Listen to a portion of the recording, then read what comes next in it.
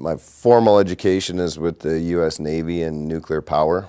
I graduated from A school, C school, and a prototype schooling in the mid to late 90s, and trained on submarines and was submariners, and then I went to the John C. Stennis and served out my term there on the aircraft carrier.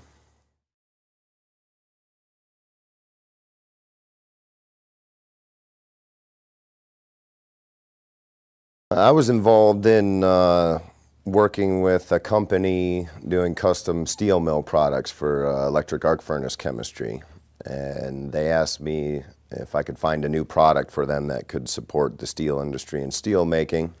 They were on a 20-year run on their current product train, so they were looking for something new to stay in business. So I took up that task, and more or less randomly somebody approached me because of my background and asked if this water technology was possible.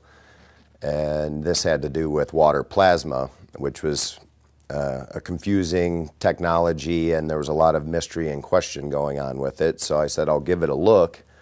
And it was being used for an application non-related to what I was doing professionally. So as I was testing it, I started seeing applicable value to it in the steel industry, and the two things met, and then we went into development of a water plasma technology as a heat and metallurgy source, and that opened up a can of worms into metal structure and different metal structures and different properties, and it was truly a unique condition, and it possessed visual and tangible fundamental physical principle that is ruled out of most of our science to do work, and that's an implosion mechanic rather than an explosion.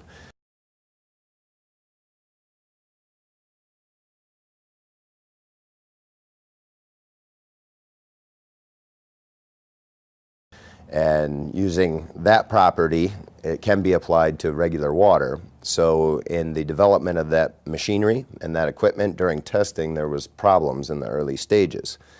I started studying water more intensely, and even though water was a big part of a nuclear reactor and how that's managed, so I knew water had some interesting principles, and I don't think this is confidential, but water is the regulating factor in a nuclear reactor that's called a thermal nuclear reactor.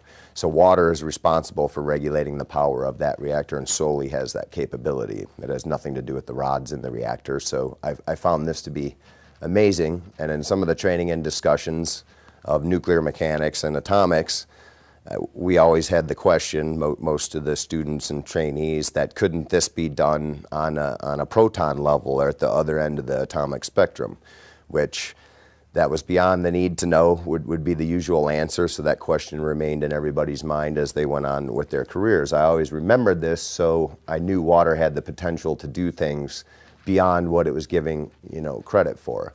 So as I was working with this technology, that topic refired, and I dove into it headlong, and amazing results. And the problems with the machinery, I recognized the study of vibration and counterflows, as they're called, in cancellation principles. And now you'll see this in Bose technology and many people on the airplane, the canceling of vibrations.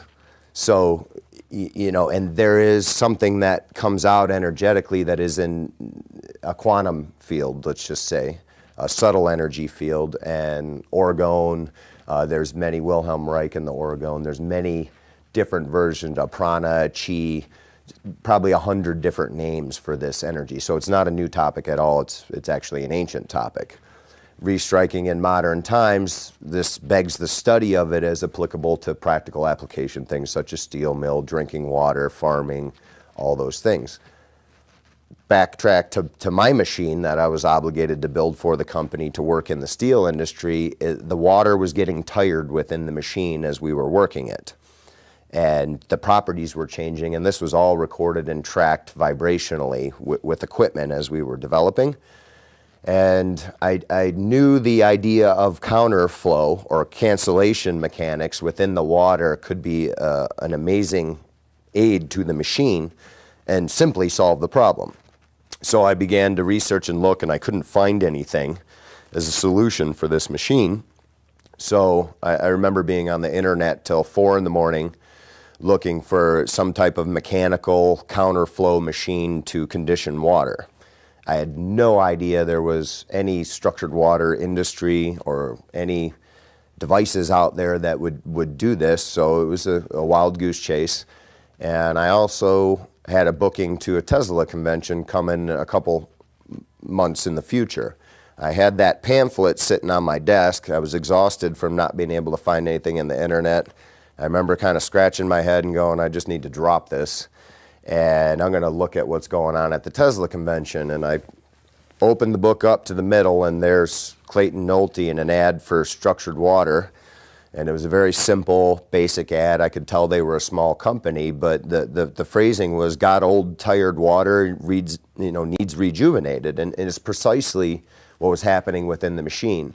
To the point, if we didn't let the machine rest for 24 hours, is about what it took, the machine wouldn't run anymore. So the water but if you rested the water for 24 hours, you could fire the machine back up. It would perform great for its duration before it hit saturation and collapsed again.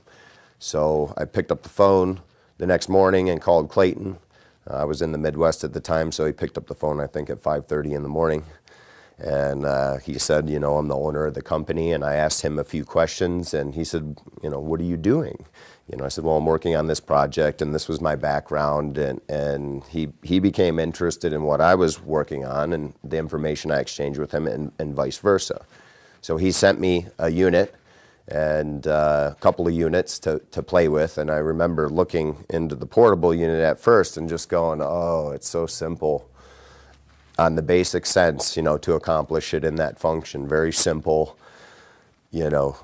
user-friendly, and clearly, as soon as I looked at the device, it was going to head down the road of what I needed to do with the water to help the situation along with that machine.